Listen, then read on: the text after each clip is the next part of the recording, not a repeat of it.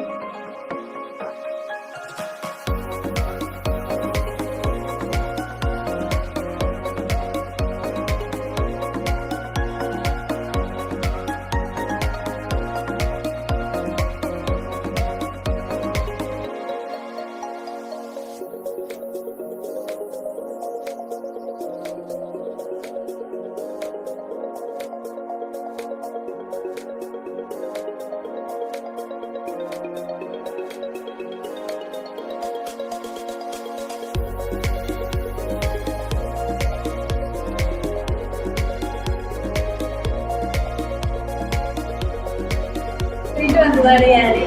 ഇപ്പൊ ഇത് കൊണ്ടുവരാൻ വന്നതാണ്. അപ്പൊ നിങ്ങൾ പോയിക്കോളെ, ഞാൻ വരുന്നില്ല പറഞ്ഞിട്ട് വീട്ടിൽ കൂടി ഇരുന്നതാണ്. 2 കുട്ടികൾ അവിടെ വീട്ടിലാക്കിയിട്ട് വന്നത്. മൂത്തവനാണ് ഇവിടെ പഠിക്കുന്നത്, ചെറിയ കുട്ടിയാണ്. 2 അവിടെ ഇരുത്തി പോരാൻ ധൈര്യം വന്നത് ഇവിടത്തുനിന്ന് പോകാൻ തോന്നാറുണ്ട്. നമ്മളിപ്പോ ഒപ്പം ഇരുന്നിട്ടും ഭക്ഷണം കഴിച്ചിട്ടും തമാശകൾ പറഞ്ഞിട്ടും ചിരിച്ചിട്ടും ഞങ്ങളെ കിട്ടിയ നല്ല സന്തോഷമായി. പിന്നെ ഈ വീട്ടിലല്ലോ അടുക്കളയിലായിട്ടും നമ്മുടെ വീട്ടിൽ കുട്ടികൾ ഭക്ഷണം അങ്ങനെയുള്ള ആ ഒരു അതിനൊരു മാറ്റം വന്നപ്പോൾ മനസ്സിന് ഭയങ്കര സന്തോഷം.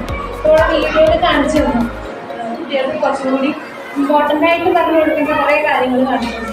അപ്പോൾ എൻ്റെ മോന് പറഞ്ഞു കൊടുക്കാൻ പറ്റിയൊരു അവസരമുള്ള സമയമാണ്. എൻ്റെ 2 മാസം പ്രഗ്നൻ്റാണ്. അപ്പൊ അവന് ഇപ്പൊ ഇങ്ങനെ നടക്കുമ്പോ എന്നാ കുഞ്ഞോ വരിക എന്നാ വരുത്താവുക അങ്ങനെ ചോദിച്ചോണ്ടിരിക്കും.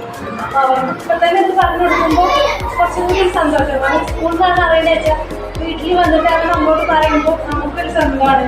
അവനായിട്ട് സ്വന്തമായിട്ട് അറിയുമ്പോൾ നമുക്ക് പറഞ്ഞു കൊടുക്കുമ്പോൾ കുറച്ചൊരു ഇതൊക്കെ വരില്ലേ. അതില്ലാതെ വീഡിയോ ഇട്ട് കാണുമ്പോൾ നല്ല എന്താ പറയുക, കുട്ടികൾക്ക് അതൊരു പുതിയ അറിവാണ്. പുതിയ കാര്യങ്ങൾ പഠിക്കുക. ഇപ്പൊ വരെയായാലും ഞങ്ങൾക്ക് ചിത്രം വരച്ചിട്ട് ഓരോ കാര്യം വാങ്ങിയപ്പോൾ ഞങ്ങൾക്ക് ചെറിയ കുട്ടികളെക്കാളും മോശമായിരുന്നു. അത് വീട്ടിൽ ആ സാഹചര്യം അങ്ങനെയൊക്കെ ഞങ്ങൾ സത്യം തന്നെ LKG കുട്ടികളെക്കാളും കഷ്ടമായിട്ടാണ് ഇവിടെ ഇരുന്നത്. അങ്ങനെ ഒരവസ്ഥ തന്നെ ആർക്കും